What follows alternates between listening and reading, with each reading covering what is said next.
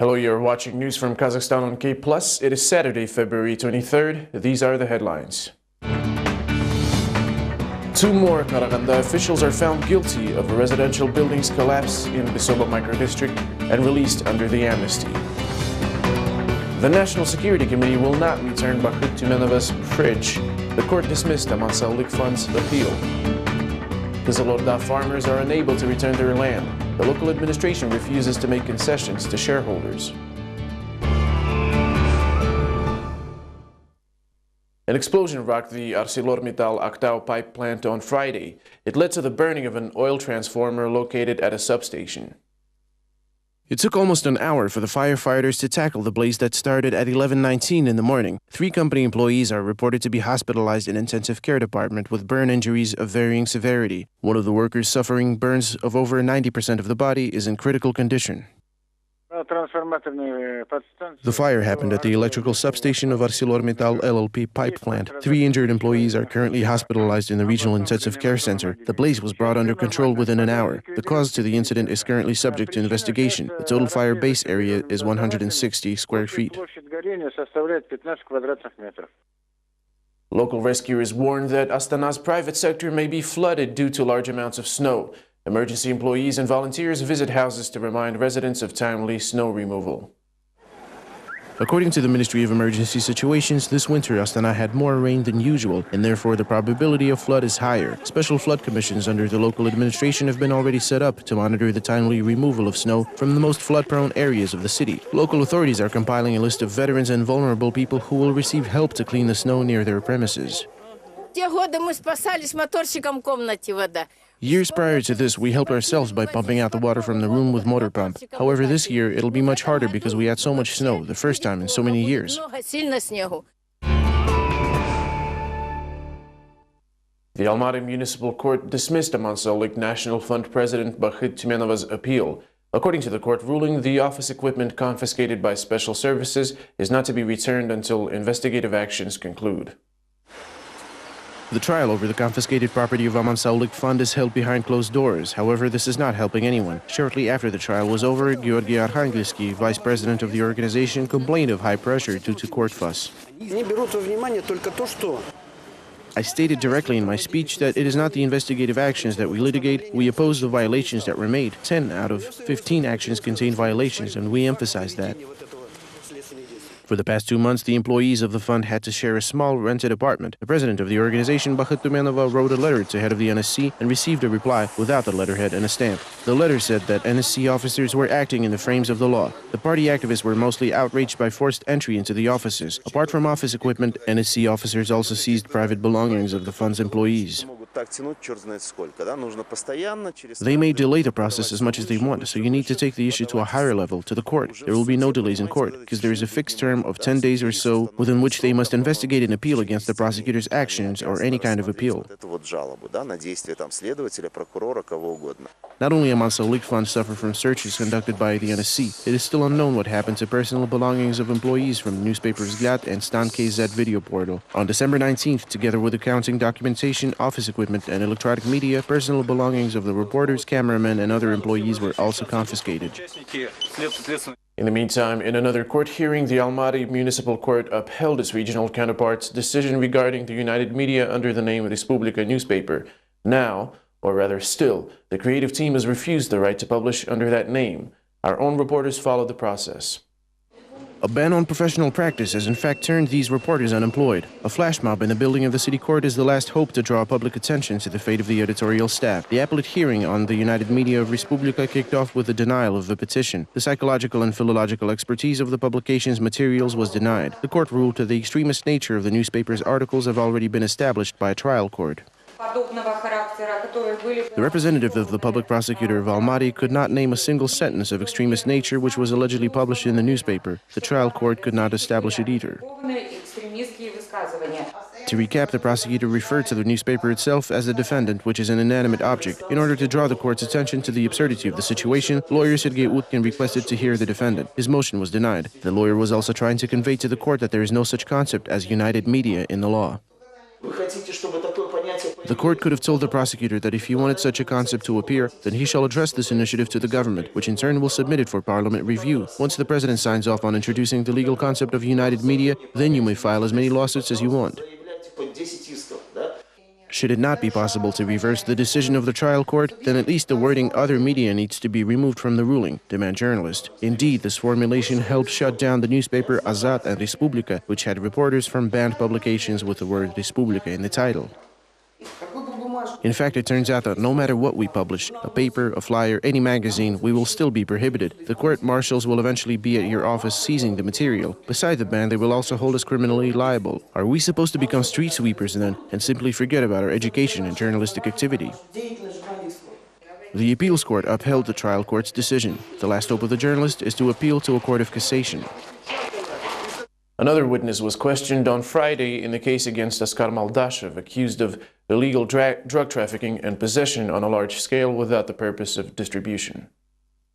Koyanbayev is an officer with the NSC. He stated at the court that it is the first time he saw Askar Maldashev. However, the defendant said that on October 17th last year, Maldashev met Koyanbayev and offered him cooperation. According to the attorney Inessa Kiselyova, there was no face-to-face interrogation during the course of the investigation. The next hearing is scheduled for February 27th. The European Union's integration is under threat. At a meeting that examined pressing issues of working with the framework of the common economic space, Belarusian President Alexander Lukashenko spoke about the problem.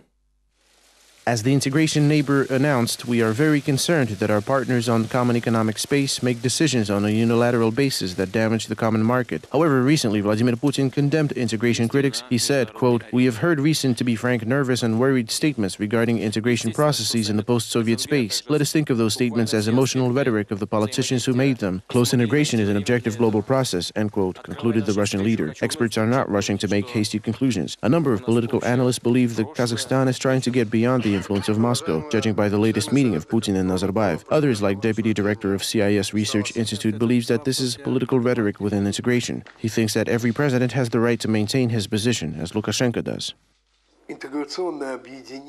No one said that integration space is a place where everyone loves each other and where there are no arguments and partners are willing to help each other without any compensation. This is not going to happen. Arguments will always be a part of a normal integration space and a customs union. Everyone will be trying to defend his national interests.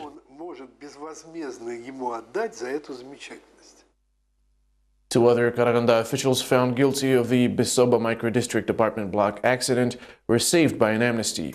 Deputy Mayor Viktor Ivanov and Vice Chairman of the Selection Committee Daulat Altenbekov were sentenced to 4 years each, but were released in the courtroom. The verdict was read by the judge for nearly 3 or 5 hours. The court is sentencing Viktor Ivanov to 4 years in prison under Article 316, Part 2 of the Criminal Code. Daulat Altenbekov is also charged with Article 316, Part 2 of the Criminal Code and sentenced to 4 years of imprisonment. The measure of restraint for Altenbekov and Ivanov is to be revoked. They may leave the courtroom. Following the collapse of the apartment block in Besoba last year, 5 people were held liable, including Ivanov, Altenbekov, former head of the State Architectural and Construction Supervision Vorobyov, Rybenchikov, and Guk, who commissioned the building. The last 2 received the same sentence on Thursday. They were found guilty and pardoned. The officials considered Friday's verdict offensive. Обидно в том, что те люди, которые действительно виновны, которых было известно еще до нашего закрытия в эту тюрьму. It is a shame that those who are indeed guilty are walking free. The prosecution agencies don't even want to hear about them. That is ridiculous. How is this even possible that designers, geotechnical specialists, experts, and the labor got away with it? Apparently it is easy to blame the official. They use the punish one of our own principle, which is wrong. Ну, понятно, чиновников это самое проще. In the town of Aksu of Pavlodar region, residents of a high-rise residential building constructed on a state program are forced to live without electricity. For several months, residents are forced to cook and watch television outside of their own apartments. Local officials contend the new settlers are guilty themselves for rushing to move in. Their keys were allegedly given out for the sole purpose of getting acquainted with their new digs. On the hardships of life without power, we turn to the next story. Resident of the newly built Aksu high-rise, Janaru Aliyeva, has had to learn how to dispense with the basic comforts and household appliances. As much to the dweller's surprise, the building constructed under the government program appeared to be cut off from an essential power supply.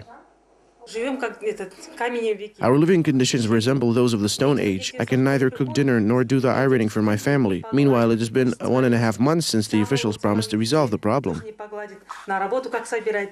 The residents of the electrically dead high-rise have to boil the water and charge their devices in a nearby cafe. Some of the dwellers come home only to sleep over and ensure safekeeping of property.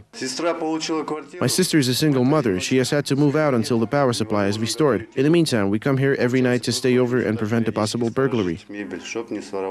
The situation attracted attention of the local prosecutor's office, which resulted in the instigation of an unscheduled inspection. We are currently waiting for official results of the inspection initiated by the prosecutor's office. According to preliminary information, the power supply was affected by the lack of essential technical equipment. The public prosecution will make another official statement upon taking all the required legislative measures. In turn, the local officials hold to the prosecution's version. However, they insist that the blame is on the impatient residents who rushed into occupying the new building upon receiving the keys for a preliminary apartment inspection before the essential equipment installation was completed. The future dwellers were provided with keys so that they could check on the apartment condition and start moving in. However, we cannot make any service agreements until the utility wiring is completed. Thus, this is not yet an official residence term. Meanwhile, public servants hold off on providing an official power supply wiring date, which means the unfortunate dwellers may not see the light in the near future. Zilorda shareholders that gave their land plots 11 years ago to the limited liability partnership Miliarator are unable to get back neither the land nor the revenue from it. Farmers recently uncovered that the entire property, including their land shares, were sold by the investor to another owner. Their attempts to resolve the issue peacefully with the executive director of the symbolically named Agorda company failed. He has no intention of giving up an inch of the land he purchased, while the people are afraid they will be left with nothing. 139 residents of Aksu village in Kozolorda region demand the return of their allotments once transferred to the local farm in exchange for stable dividends in the form of money and groceries. However, according to shareholders, they have not seen any dividends, so they decided to return their land plots back. We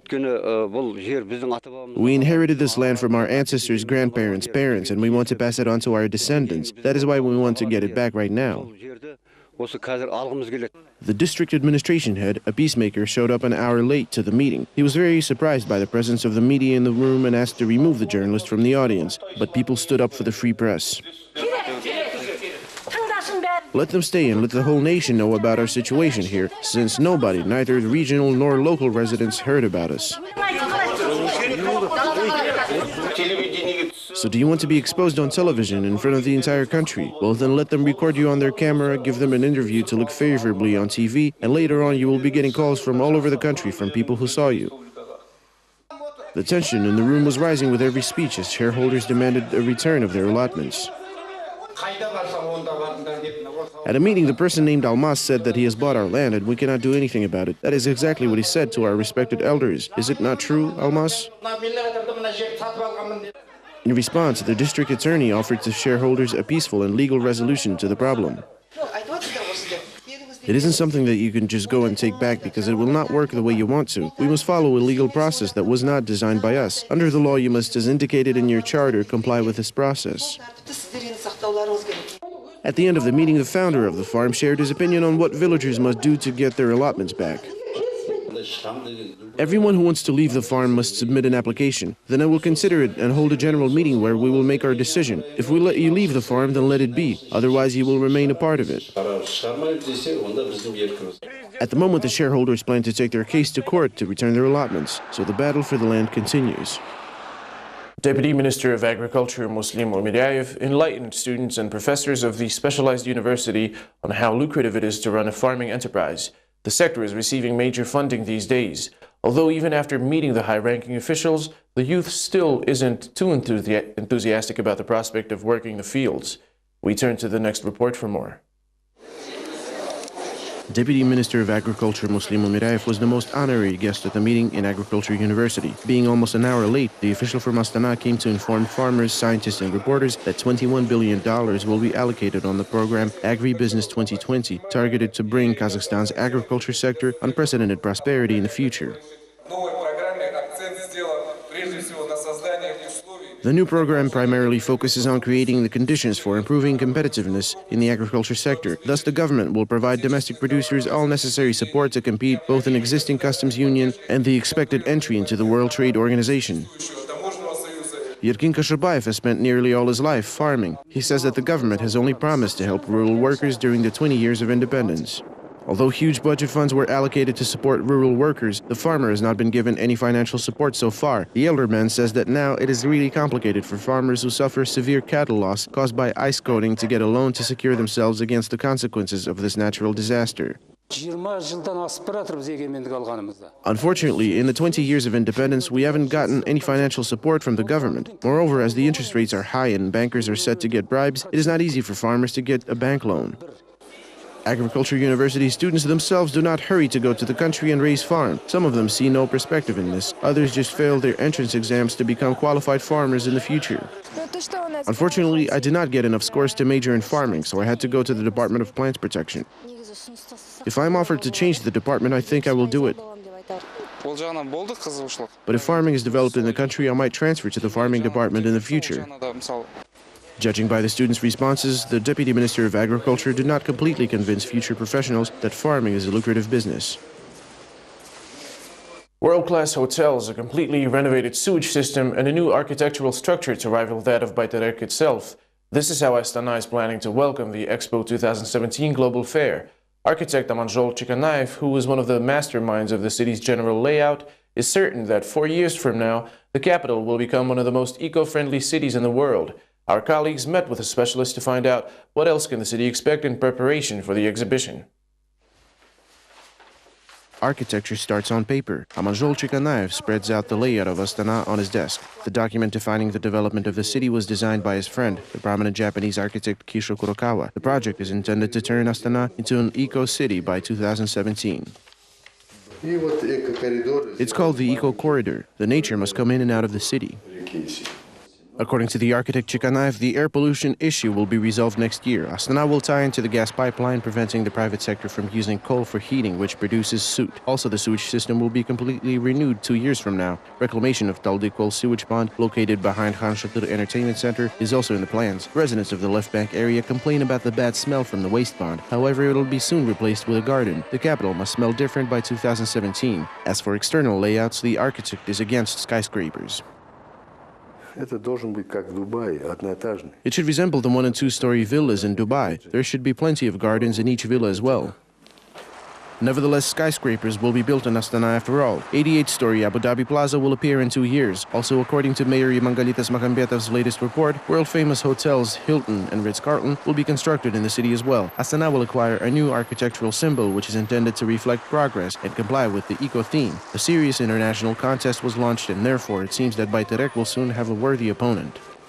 Meanwhile, there is a scientific boom in the capital in view of the approaching exhibition. Projects on alternative energy sources are presented one after another. Physicist Bakajan Almenov invented a cheap electricity production system with water pressure used as a driving force. In fact, even a stagnant basin will do just fine. However, in order to create an experimental model, the inventor needs $100,000. Unfortunately, the state was not impressed by the invention yet.